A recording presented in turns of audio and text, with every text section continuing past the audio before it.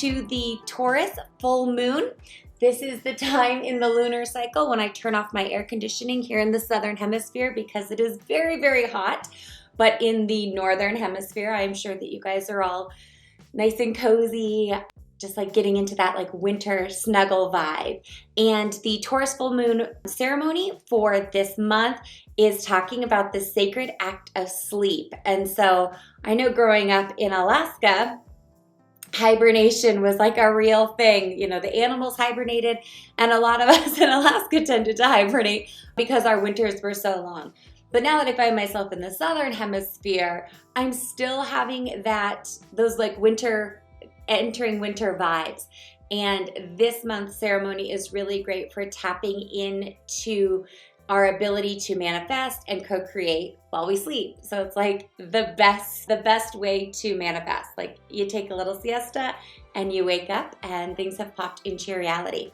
If anybody's familiar with Abraham Hicks and the vortex and law of attraction, the number one piece of advice that Abraham or Esther always gives that resonated the most with me was, when in doubt, take a nap. Because when you, especially in our fast-paced world where we're go, go, go, go, go all the time, sometimes the best thing that we can do is just take a break.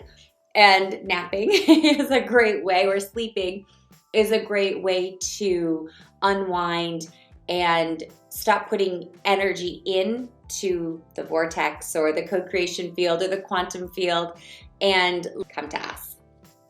So we're going to talk about the sacred act of sleep. Rest for the weary while being very much alive. So have you ever heard the phrase, you can sleep when you die, or felt guilty for wanting to take a siesta when the world around you seems to be going nonstop? Well, the message that sleep is a waste of time may have been one that many of us were programmed to believe as a part of modern industrialized society. It's actually a profoundly fundamental aspect of our overall physical, emotional, and spiritual well-being while we are in living, breathing human form. Often referred to as the quickening, the present time and space that we are collectively partaking in is one of acceleration for many aspects of humanity. If life is feeling like a grueling race with a lightning pace where the chilly winds do wail, then sensual Taurus, the sign of indulgent comfort and deep relaxation, is here to lead you down the temporary hibernation trail. So as we hover around the Dia de los Muertos and Halloween season that we just had back at the new moon, that heightens our sense of and our collective focus on the space of transition in the afterlife, this full moon ritual will capitalize on the power of sleep by exploiting the ability to connect to the ethers via the somnolescent process. So I always end with love, light, and a sleep mask, but I'm actually going to take a second and talk a little bit more about this month's ritual, because there is both a practical aspect to it of how we can get better sleep, and through having better sleep patterns be able to touch into our innate spiritual gifts and receive signs and symbols while we sleep, which is actually the more magical. So there's a physical aspect to the ritual and a magical aspect to this month's ritual. The practical is the, getting your sleep space nice and cozy, darkening the room, which for women can regulate menstruation cycles and ovulation cycles and be great in conceiving and in that space. And what else do we do that's physical? Just making our bedrooms like really inviting places to sleep, because we spend so much of our time there, and it's really a great place to put all the physical aspects into play that can help us like rest and, quiet our minds so that we can, have this more magical experience, which is connecting to the ethers. So when we sleep, there's this thing called the silver cord, which you'll read about in this month's ritual, that connects your astral body to your physical body. And while we sleep, it kind of stretches and it lets you go out into what people call the quantum field, the vortex, infinite intelligence, source, heaven. Every name that I've ever heard describe it all more or less describes the same place. And it's this place where we can get access to our higher self and the information that our own intuition and our own inner beings are trying to share with us. And it's a space where we can connect with our loved ones in spirit, our guides, our master teachers, and our angels.